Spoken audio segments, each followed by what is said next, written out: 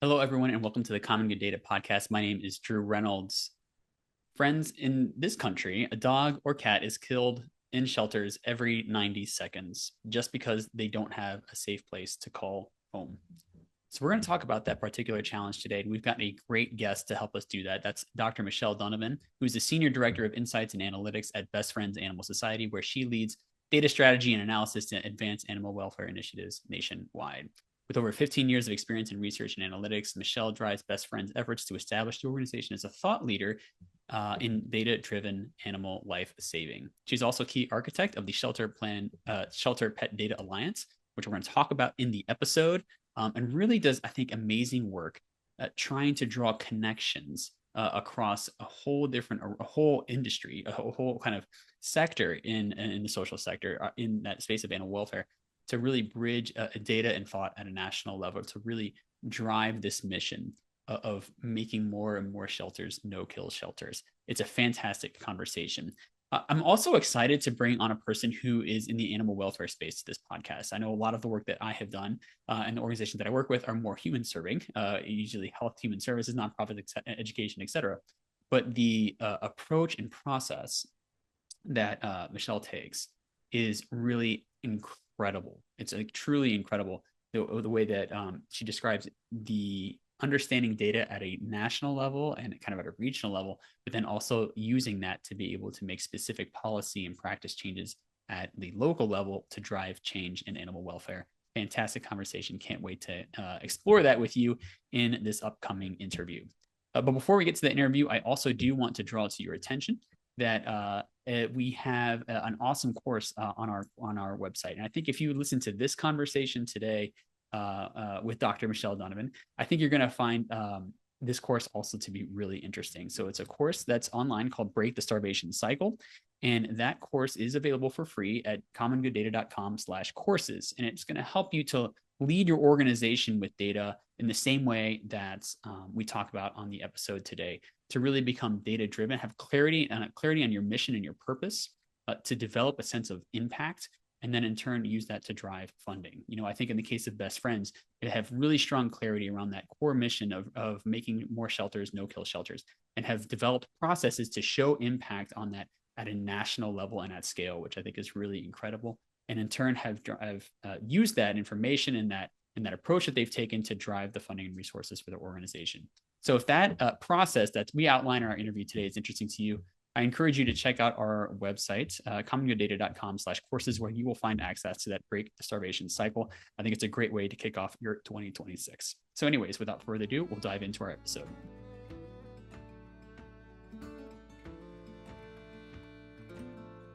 Michelle Dunivan, welcome to the show. Thanks for being here. Thank you so much for having me. It's actually great that you and I share something in common, because your last name is my middle name, spelled slightly differently. My name is Andrew Donovan Reynolds with an O, I but love it's it. wonderful when you see Oh, someone with a wow. similar name, right? Um, Anyways, you work in animal welfare. So tell us kind of, before we get into your work in your organization specifically, what are some of the biggest challenges you're seeing in animal welfare right now? Animal welfare is historically under-resourced, like many of the people that you speak with, right? I'm sure it's a social service, and it feels even within social services, it kind of gets kicked to the bottom of the pile a lot of times. People are most important, and that's, no judgment about, what that approach is, but it means that the people that are taking care of the animals, or the people in the community that need help with their animals, or that would benefit from having access to, sheltered animals or support from the shelter, don't often get that support compared to other services in the community. And what's really difficult about that as well is that there's really no centralization across animal welfare across the US. There's like no federal reporting or mandates or guidance or regulations of any kind. And so there's very little consistency from one community to the next. Sometimes there are state level regulations, like pets must be spayed or neutered before they get adopted out. Or there might be some regulation about, whether or not you have to, a shelter in a community is required to take in cats. Maybe they are only required to take in dogs. But besides that, it's very community level, and that makes it very difficult for an organization like us, especially that is nationwide, to apply thinking or concepts across the board. It really is very important for us to go down one by one and look at each individual shelter, which is difficult from a data perspective. But that those are some of the biggest things that we really find is there's a lack of agreement on what's required, what's mandatory, what's a minimum care that you would provide in a shelter, and what is the community's responsibility versus individual citizens. So there's just a lot up for debate. Yeah, Michelle, we can all agree that pets are an important and integral part of our lives, Mhm. right? Pets bring warmth. Pets bring comfort to folks, Right. especially during times of need, but also in times of joy. And so, I myself have an incredible Border Collie Australian Shepherd mix, Heidi, and very energetic. But but but yeah, there are just moments when you just sit down with your pet, with your dog, with your cat, whatever your pet is, and it is a bonding, right? It is a strong bond. For our listeners who are just interested in knowing more about best friends, can you just tell us more about best friends, the concept, why it began? And then more importantly, can you tell us how best friends is set up and how best friends is trying to solve this challenge of animal welfare? Right. So Best Friends started 40 years ago, and it was really with our sanctuary. It was a group of people that came together, wanted to help animals, and thought the best way is just directly we'll help the animals that need to be helped.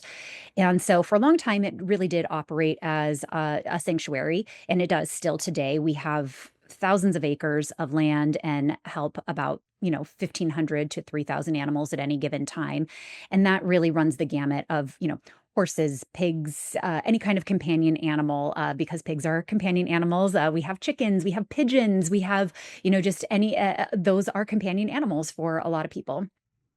But as our founders became more and more aware of what animal welfare looked like across the U.S., and they really started seeing that there were things that were happening that didn't need to be happening, and so started getting more involved in how do we how do we help more broadly? This one sanctuary with this one group of people can't solve the whole problem. So what do we do next? And in 2016, we set the mission to go no kill for the entire US. How do we get the entire country to no kill?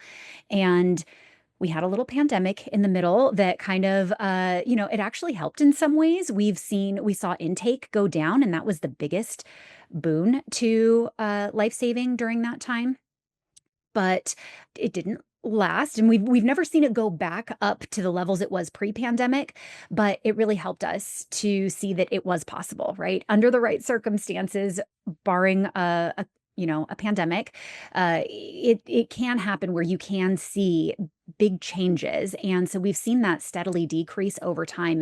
And what we've built out in order to do that is a whole arm of our organization that goes directly to help shelters. And we help about 500 to 600 shelters at any given time, where we are directly working with them to figure out what is keeping you from being a no-kill shelter and how can we overcome that. And sometimes that's a city ordinance, right? An ordinance that says you have to kill all pit bulls in your community. We will definitely work to get that overturned so that that's not what's keeping you from being no kill. Or we can, is there a policy, or is there a lack of veterinary care in your area, or is there a lack of, a lot of people feel like, oh, we're just not getting the adopters. Well, are you doing the right things to bring the adopters in? Are you going out into the community and really building trust with your community? And if you're doing all of that, then can we find you some transport partners, maybe some rescue partners that can? So it's really a very holistic approach to directly helping shelters to improve their life-saving opportunities. And when you think about it, the people that are working in those shelters and the communities that they're in, they don't want to be killing animals that don't need to die, right? They want to see that we are really only humanely euthanizing animals that have no other option. And so we really go in there to figure out how do we achieve that.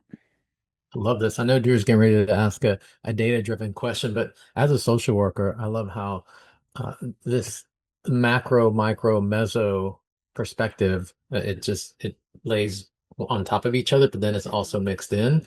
And so, yeah, I love it. There's direct practice work in here, obviously boots on the ground work. Then there's also that policy and programmatic perspective, right? So how do we leverage, or how do we use our positions and power to change policy or to look at a policy and adjust it? How do we create programs? How do we help shelters create programs that'll be effective and sustainable for their communities? So absolutely incredible work. Great, thank you. Yeah, I'm really proud of the work that we do and the results that we see based on that work. So, on the front page of your website, it says since 1984, we've been working to make America no kill. A dog or cat is still killed in shelters every 90 seconds because they don't have a safe place to call home. So that's kind of a very stark kind of statistic or data point. But I think it also, I'm just really curious as an organization how you got there. So, because you talked about shelters being very local, very different all over the country.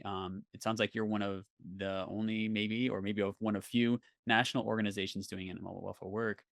How did you gather information and data about shelters, and how have you used that to kind of guide your work at Best Friends? Yeah, this is one of the foundational things that has enabled us to be that leader in data in animal welfare is that we've been doing this since 1999. We started in Utah and really decided we're going to figure out all the intakes and outcomes of animals across Utah. We're going to figure this out. This is important for us because our sanctuary is in Utah. So let's start there and figure out how can we, if they need help, we're here. So let's go ahead and help and help them to make sure that we're all working together on this. And from there, we brought in we drew the attention of PetSmart Charities, and they started working with us and brought in the ASPCA and Maddie's Fund and some other organizations where we really all got together and said, like, the data is going to help us to understand what's happening out there, where we need the help. And so we have invested since very early on, before big data was a thing, before AI was a thing. We've been figuring out how are we objective about this. This is such a heart driven industry. How do we create the counterbalance to that? We don't want to take away anybody's passion. We don't want to take away the value of their personal lived experience, but we want to back that up somehow. And so we've built this mechanism that is it's a really, really strong arm of animal welfare where we are just constantly collecting data. So again, because there isn't any federal mandate, only about 6 states have mandated reporting. We have created a multitude of mechanisms to collect that data. So we've created a data collective platform, Shelter Pet Data Alliance, and that makes it as easy as possible for shelters to give us their data and to do it on a regular basis. We have connected to a few shelter management software systems so that they can just directly give us their data if they want to. But then we've also made it, if you're going to manually upload your data, we can show you exactly the form that's in your shelter management software that's going to, that you can just upload it. You don't have to intervene with anything, but there's still hundreds of shelters out there that are either not collecting data or they're doing it on a whiteboard or on Post-its. And we will take that. Whatever it is that you have, we will take it and make it easy for you to enter it. Or even if it's too much, hand it to us. We'll document exactly what you sent us and we'll make sure that it gets into the database so that we have the most holistic view possible. But we also do FOIAs. We really leverage our volunteers to help us to go out and look at websites. We did an entire audit of every single shelter website last year to see, do you have it anywhere on your social media where you're saying something about the animals that are in your care, so that we can also collect that information. So just trying our very best to be as creative as possible to capture every single data point that's out there, because we know that voluntarily these shelters, as I first mentioned, are very under-resourced. So if they don't have a reason to give us the data, they're that's just not going to be on the top of their list. So we want to make it as easy as possible for everybody involved so that we can then use that information and say, oh, wow, we are actually getting better. Oh, wow, this shelter suddenly is struggling. What can we do to intervene before things get too bad? And so that's kind of the story of data collection at Best Friends.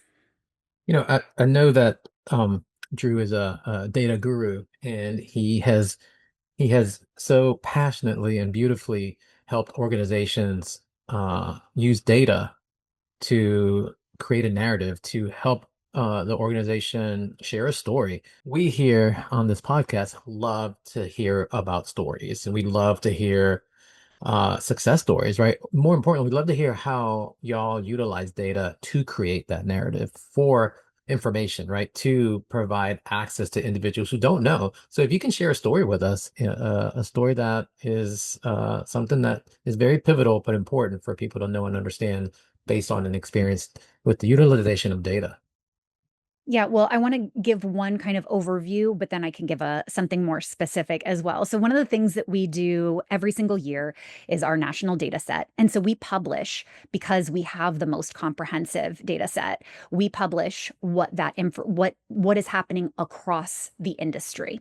And for those shelters that we don't have current data for, we also have a very sophisticated uh, validated by two separate universities, an estimation methodology that uses machine learning to make sure that, and lots of data points that are publicly available and that we've collected internally so that we can estimate how many shelters that haven't given us recent data, where they really stand.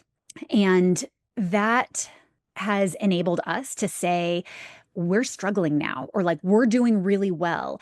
And one of the things that we are able to do with our data, and we tell a lot of stories to the general population, is about like, yes, we know your shelter is struggling, but things are actually getting better. Back in 2016 when we started, we can use all of that data that we've collected and that we've collected since then and apply our estimation methodology, and we know with a lot of certainty and a lot of confidence that we were killing about 1.1 million animals per year in 2016. And today, because we have that baseline and we know that we are, moving shelters that were not no kill, and we have that certainty that they were not, and that we have that certainty that now they are no kill, we can say that it was, 48% of shelters that were not no kill in 2016. And today it's 67% of shelters are no kill.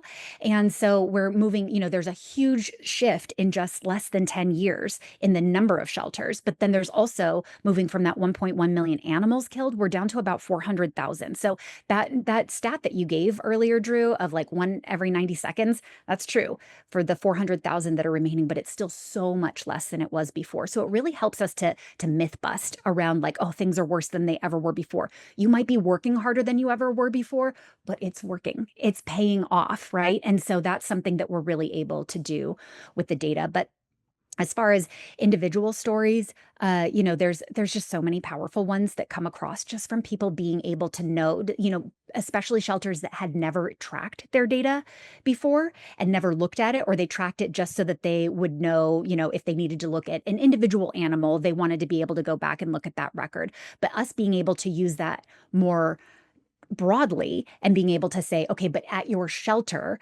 this is maybe where your life-saving gap is. Everybody thinks it's dogs right now. Everybody's struggling with big dogs, especially. But what our data can do when we actually look at the data is to say it's not all large dogs. Like the extra large dogs are actually very adoptable. People love those really huge dogs. So it's actually more of your medium-sized dogs. And sometimes it's not your dogs, it's actually your cats, your neonate cats. Neonate cats are very vulnerable. And so by having that data, we hear stories. Multiple times a year when we go in directly to work with a shelter and we just look at their data, they say, I had no idea. I really been focusing on the wrong area because I thought it was this one type of the population, but it's actually this other area. That's some incredible storytelling, I think, right there, and the transformation that you all have observed in your time since 2016. I mean, kudos to Best Friends and the amazing work you've been doing.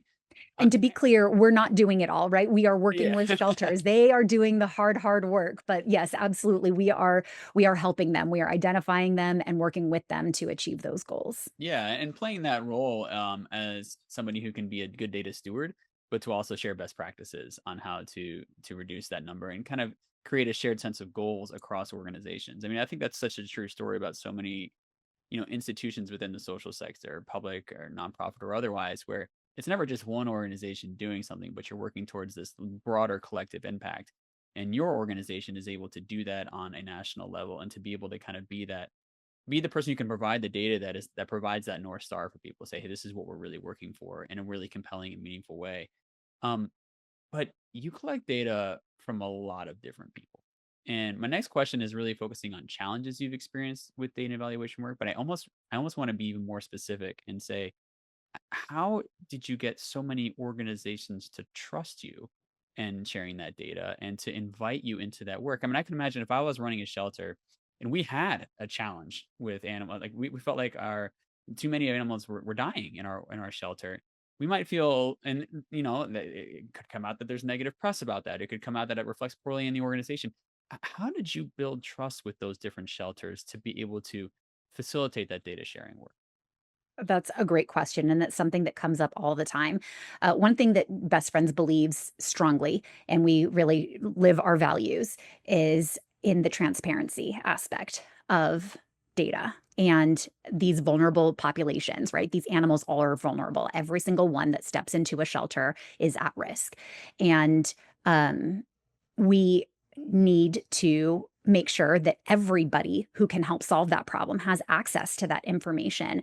And so that was very much a challenge at the very beginning, back in 2015, 2016, when we were starting to collect data outside of Utah, right? It was very much, what do you mean you want this? I'm not sure if I should give that to you. What are you going to do with it? Can it be weaponized against me? And we've known all along for people to trust that we are not going to do that. Um, we have to we have to kind of prove it, right? We have to spend some time. And so it did take longer to get that data from shelters toward the beginning. But over time, we've shown that, we are not we're not highlighting the worst shelters in any press release. We are not calling out shelters in our national data set releases and saying, look, these are the 10 worst, the 10 that are killing the most, right? We are always going to frame these situations as, here's the shelters that need help, and this is how they need help. Let's get the community together to help and to be positive with it. And we are not always going to be able to say that some other organization won't use that against a shelter. And sometimes the advocates that are well-meaning and care the most about animals are the ones that they are the most passionate, and they can actually live out that fear that those shelters have about making those things public. But again, that's an area that Best Friends helps a lot of shelters with, is to say, like, okay, you've got this very vocal advocate that is maybe counterproductive. Let's work with that advocate to figure out what we can do to make their energy productive. How can we get them on board? How can we, give them a job that is going to feel meaningful to them? So it's been a lot of proving ourselves to organizations, but also it's been really helpful that we are in a more and more data-driven world. We're in a more and more AI-driven world, and that people understand, it is very common to get an open records request now, or to get a FOIA request. And so we don't start with those. We'd love to have a relationship with you, that you want to give us your data, that you want to take advantage of the resources that we offer to our partners. But if for whatever reason that doesn't work, or a lot of organizations, they require a documented request, then we'll go that route as well. And so it's become more and more common. And as we've been able to show that, even though we make it all publicly available through our pet life saving dashboard that's on our website, um, you know, it's not hurting you, right? And so they see that a lot. And we have also, the ones that are most fearful, if they're willing to work with us, we can help them with that. We can help them to turn those like, oh my gosh, we are not doing well here. We are struggling with neonate cats. Here's how can we programmatically intervene and figure out how to make this better, and then demonstrate that we've improved, right? We couldn't have shown that we've increased by 20 percentage points the number of shelters that are no kill if we didn't know that we were starting at less than 50%. That's not a great look, but it gives you something to work with. When you collect survey data, and I think you're probably both very familiar with this, and you're like, oh, 97% of people love what we're doing. Well, we can't move the needle then. Like that's like what does it matter if we get to 97.2% then, right? It's like you almost want something, you want to find something where you're not doing well so that you have an opportunity to demonstrate progress and improvement. What a great organization. What a incredible way to connect and build relationships. So those agencies or those shelters or organizations that support provide that crucial information that you need in order to inform. So, data is about informing, but not only informing, but accurately informing communities. My administrator has going to come on here as in academia. Like, I would love for this to be an opportunity for a student to have a practicum or an internship to learn, right? Because again, as a social worker, um, there's this perspective of like working with individuals, right?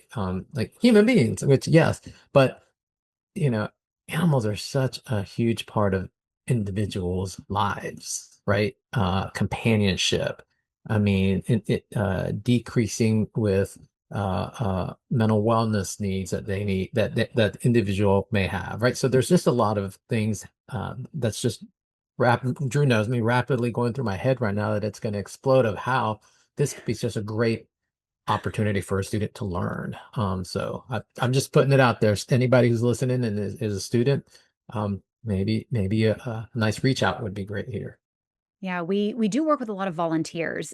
We actually had a volunteer at a university. It was a professor at a university that's helped us to build a web scraping tool that helped us to do that audit of all of the different shelters and which ones were likely to have data available. We also are working with another volunteer to analyze survey results from a survey that we've done. We're working with another volunteer who created this great Google Maps tool for shelters that have it's more like on the animal control side to map their calls so that people know which neighborhoods are getting bite calls, which neighborhoods are getting nuisance calls, which neighborhoods are getting stray, animal at large calls. And so is it a chronic problem in any of these areas? And even using that data and using that kind of mapping technology, one of the great stories that we're able to tell is about one community where bites were found in this one park uh, during school release times. So it's like, okay, there are dogs in this area and a school gets out and all the dogs get excited by all of the kids coming out of school and it is rife for problems. So what do? We can work with the community then to say, hey, maybe we have more leash laws, or maybe we enforce the leash laws, or maybe we put up signage, or maybe we inform the school about how to approach dogs, or, there's any number of things that you can do when you use the data to figure out like, where is this coming from? How can we create more safety in the community? And that's also a great example of this isn't just about the animals. It is about the health and safety of the community. This is amazing. I think I love the way that you were able to kind of use the community level data to then kind of identify and help an organization or a community figure out what their next possible steps can be. And what's great to see is that I think sometimes we kind of we're human beings, and sometimes we censor our own species over the welfare of others. And I think what you've done here is really laid out. We use a lot of those same principles when we think about social work or public health or many of the type of kind of more human-centered interventions where we're trying to say, hey, like there's a park that's not lit at night, let's light it up. There's an area of our community where we see activity that's not beneficial for human flourishing. How do we address that? And you're doing the same thing for animal welfare, but again, it also kind of shows the symbiotic relationship that when animals are doing well, humans are doing well, and back and forth. Humans are animals. It's kind of weird to talk about it as if they're two separate, right? So I just really appreciate the way that you kind of use those same sets of frameworks and skills that we know are so effective, and we're working with human beings, also with animals too. We're getting close to the end of our episode here, though, so I want to turn over to Roger to maybe we have always our 80s, 90s culture question, which is a fun and lighthearted way to end our episode. So I'll turn it over to you, Roger. I was excited when I knew this was going to be the conversation revolving about animal welfare. So, 80s and 90s pop culture is my jam. I love it. I grew up in the 80s and 90s. Um, I feel like we should have a hotel that's just all about 80s and 90s, right? So, I'm in. but right.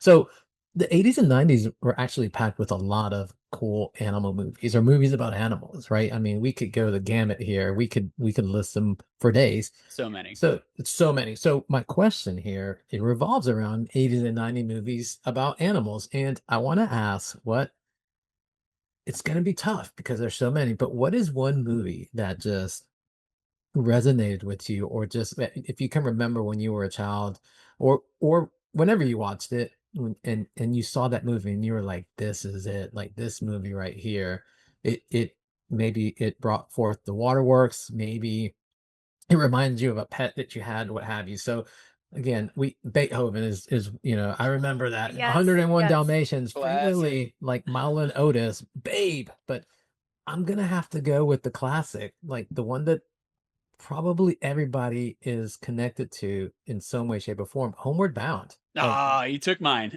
took yours. I know, right? I can't. That's why I always start first. Always That's smart in right. my. Now you made it harder I for always us. start first. Homeward Bound. I can watch that movie today and remember when I watched it way back in the day. Like it was. It's such a.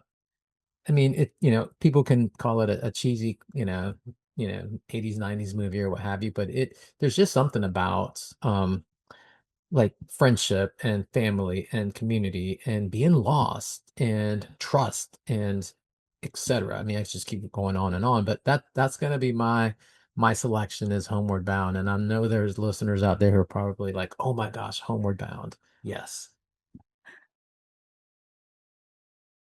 Man, that is tricky.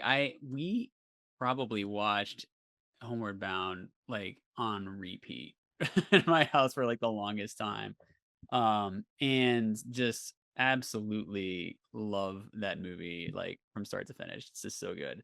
I feel like since I have to choose a different one, You um don't have to, I guess. well, You can, I don't but if you know. want to spice it up Well, and actually, shake it no. up. I mean, Michelle, if you're ready, I don't want to take yours. So if you have one and you're ready to go, I'll let you go, or I can go first. What do you think? You go first. Okay. I'm curious to hear what you have to say. Okay. Um, I would probably go. Oh man, this is hard. I think I'm probably gonna go with Babe in 1995. And just because I watched it with my kids recently, actually, it was very funny because when you watch, I've got three girls who are kind of all elementary age right now. And when you watch movies when you were a kid with them, it's kind of funny to watch their reactions because everything's different. Like the movies are so different than they used to be. But they kind of enjoyed that one in particular, and I think that this is a really human, lovely element to it, which I thought is so good. So I would choose Babe. Good choice. Okay, so I'm gonna go in the way back machine and go back to the 80s. Y'all pick 90s movies, but I have this memory of being very young and watching Turner and Hooch and just thinking that that dog was the most ridiculous dog and that the guy is just, young Tom Hanks, you can't get better than his overreactions to everything, and just thinking that that kind of understated love story between the dog and the between Turner and Hooch, right? So very that's going to be my first memory of an animal movie. What a Oh man, classic. so good. I mean, there's so many you could choose from, like Oliver and Company. All dogs go to like. There's just so All many that dogs go to you could heaven. go from. Oh, dogs But go to heaven. Yep, yep. There's that We one can go. We too. can go for days. Like we could. it's It was a really good era for like animal movies. I think that those 2 decades in Air particular. Bud. Airbud. That's right. I You do. know, last a few summers ago, there were a lot of another round of really good animal movies. There was, and about shelter animals in particular. And so I think we have a little bit of a resurgence now that everybody's enjoying, nostalgia, right? I think the pet movies are coming back a little bit.